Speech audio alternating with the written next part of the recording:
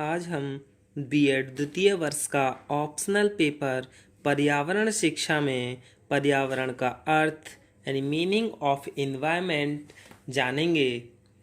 पर्यावरण शब्द संस्कृत भाषा के परि और आवरण से मिलकर बना है। यानी ये किससे बना है? पर्यावरण परि और आवरण से मिलकर बना है। परि का अर्थ है चारों ओर और आवरण का अर्थ है घिरा हुआ या ढका हुआ, अर्थात ऐसी चीज़ों का समुच्चय जो किसी व्यक्ति या जीवधारी को चारों ओर से घेरे हुए है।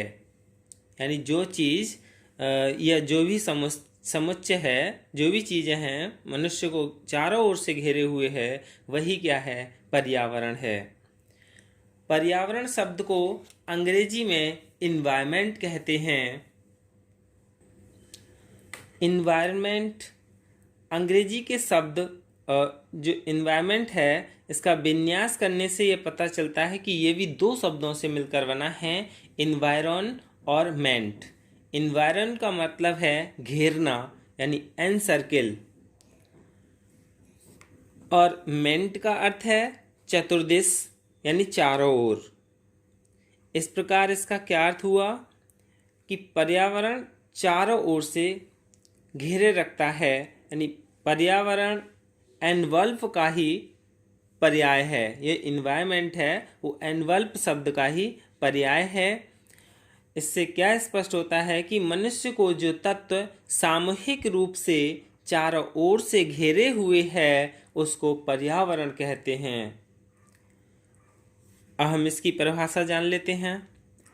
अंश टैसी के अनुसार व्यक्ति के वंशानुक्रम के अतिरिक्त वह सब कुछ पर्यावरण माना जाता है जो उसे प्रभावित करता है। The environment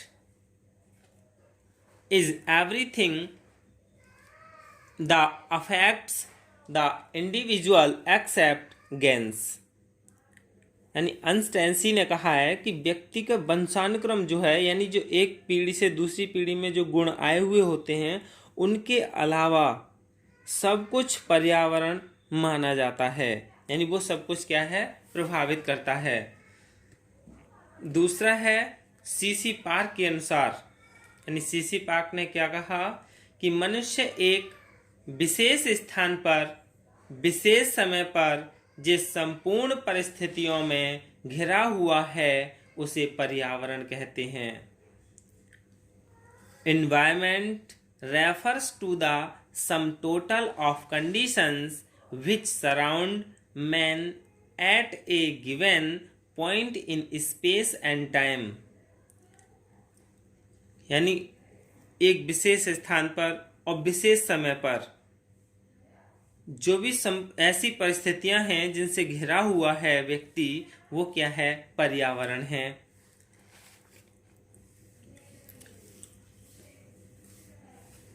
तो इन सभी परिभाषाओं से क्या निष्कर्ष निकलता है कि पर्यावरण भौतिक एवं जैविक शक्तियों की समष्टि है।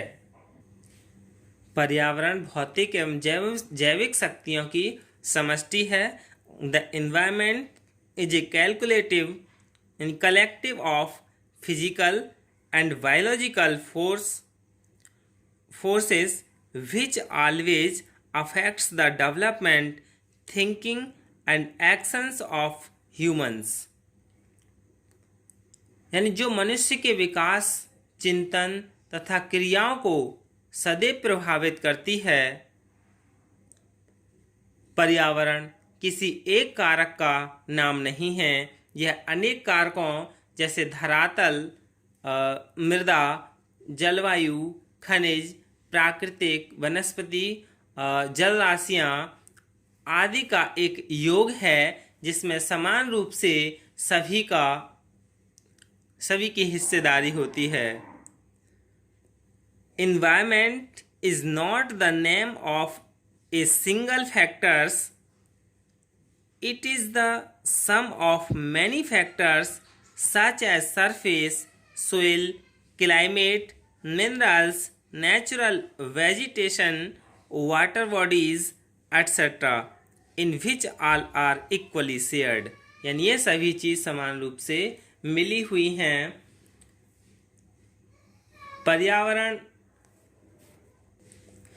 कई चीजों से मिलकर बना है। वायु, जल, भूमि, वनस्पति, पेड़ पौधे, पशु, मानव सब मिलाकर पर्यावरण बनाते हैं। प्रकृति में इन सब की मात्रा और इनकी रचना कुछ इस प्रकार से व्यवस्थित है कि पृथ्वी पर एक संतुलन में जीवन चलता है, यानी एक इक्वली जीवन चलता रहे। इस तरह से पर्यावरण में सभी चीज समान रूप से व्यवस्थित हैं। पिछले यानी विगत करोड़ों वर्षों से, जब से पृथ्वी पर मनुष्य, पशु पक्षी और अन्य जीव और जीवाणु उपभोक्ता बनकर आए, तब से प्रकृति का यह चक्र निरंतर और अबाध गति से चला आ रहा है। जिसको जितनी आवश्यकता है वह उसे मिलता रहता है और प्रकृति आगे के लिए अपने में उत्पन्न करके और संरक्षित कर लेती है।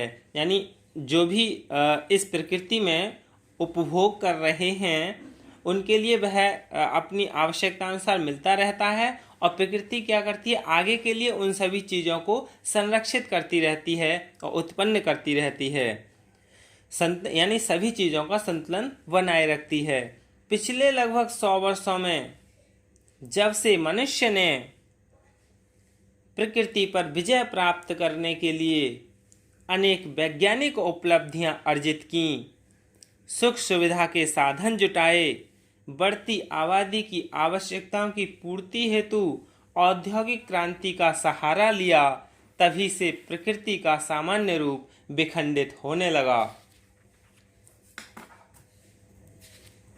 यानी मानव ने अपनी सुविधा, विकास या मनोरंजन के लिए पर्यावरण से जाने अनजाने छेड़छाड़ की, जिसके परिणाम स्वरूप न सिर्फ जैविक व्यवस्था अस्त व्यस्त हुई बल्कि अजैविक घटकों में भी संगठनात्मक तथा गुणात्मक परिवर्तन हुए।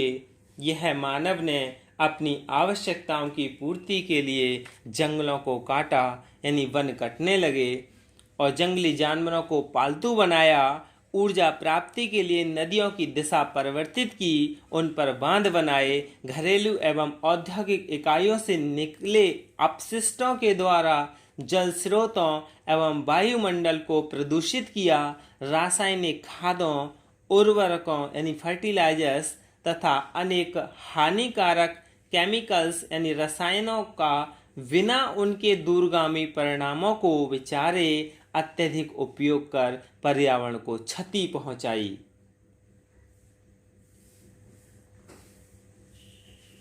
यानी लोगों ने वन काटे, अब उपजाऊ भूमि पर आवास बनाने लगे। यानी जब जनसंख्या बढ़ती जा रही है तो आवास बनाने पड़ रहे हैं प्रत्येक व्यक्ति अपने रहने के लिए, और वो क्या है, उपजाऊ जमीन को समाप्त करता जा रहा है। बड़े बड़े जंगल साफ कर बांधों की योजना बनी और ऐसे इन कितने प्रयोग शुरू हो गए जो मनुष्य यानी मानव प्रकृति के अनुकूल नहीं थे। इसलिए सामान्य जीवन में परिवर्तन आने लगा। पहले तो प्राकृतिक संसाधनों की उपलब्धता में कमी आई और फिर धीरे धीरे वायु, जल, भूमि आदि सभी जो जीवन के लिए आवश्यक हैं प्रदूषित होने लगे, जो चिंता का कारण बन गए। यदि हम पर्यावरण के संदर्भ में विश्व पटल की यानी पूरे विश्व स्तर की पूर्व वर्षों की स्थिति का ऑब्जर्वेशन यानी अवलोकन करें तो कुछ स्थितियां हमारे सामने बहुत स्पष्ट नजर आती हैं। पर्यावरण विशेषज्ञ और जनसंख्या के क्षेत्र में विशिष्ट रूप से कार्य करने वाले डेमोग्राफर्स ने लगातार बढ़ती जनसंख्या और औद्योगिक क्रांति के फलस्वरूप नगरीय आबादी में वृद्धि और बढ़ते प्रदूषण से बहुत पहले ही पूरे विश्व में पैदा होने वाली विविध विषमताओं से आगाह कर दिया था और ये चेतावनी भी दी थी कि भविष्य में प्राणी मात्र के सुख में और निरापद जीवन के सामने कई विकराल और कठिन समस्याएं आवश्यक रूप से आने वाली हैं। समय रहते यदि इन पर ध्यान नहीं दिया तो कुछ भी अनचाहा होना संभव है। यानी जो डेमोग्राफर्स ने कहा था वो सही कहा था। सबसे पहला मूल कारण जनसंख्या वृद्धि है। जब जनसंख्या बढ़ेगी तो औद्योगिक क्रांति भी उन्हें जरूरी होगी और नगरीय जो आबादी है वह बढ़ेगी और जिससे क्या है प्रदूषण बढ़ेगा और प्रदूषण बढ़ने से बहुत सारी ऐसी विषमताएं आएंगी और जिससे कि भविष्य यानी जो जीवों का मनुष्य का भविष्य है वो अपने सुख के लिए यानी सुख पाने के लिए तरह तरह की ऐसी क्रियाएं करेगा जिससे क्या है प्रकृति का संतुलन बिगड़ेगा। जैसा कि इस समय कोविड-19 का जो चल रहा है वह सब यही पर्यावरण का ही कारण है। तो पर्यावरण की जो समस्त वस्तुएं हैं इनको दो भागों में बांटकर भी समझ सकते हैं, यानी जैविक और अजैविक। पर्यावरण को हम दो वस्तुओं यानी दो भागों में बांटते हैं, जैविक और अजैविक। इन सभी वस्तुओं का प्राणी मात्र एकजुट प्रभाव ही पर्यावरण कहलाता है। यानी जैविक और अजैविक वस्तुओं का एकजुट प्रभाव जो है वो पर्यावरण कहलाता है। इसमें पेड़ पौधे, वनस्पति, भूमि, वायु, जल, प्रकाश, ताप आदि सभी सम्मिलित हैं। अच्छे पर्यावरण की संकल्पना उन स्थितियों से है जिनमें प्राणधारी को समस्त मूलभूत आवश्यकताओं की पूर्ति हो सके और वह सुखमय जीवन बिता सके। वही विकृत पर्यावरण अनेक समस्याओं से ग्रसित होता है और जीवन को कष्टमय बनाता है। यही क्या है पर्यावरण है। अब हम पर्यावरण के प्रकार जानेंगे। धन्यवाद।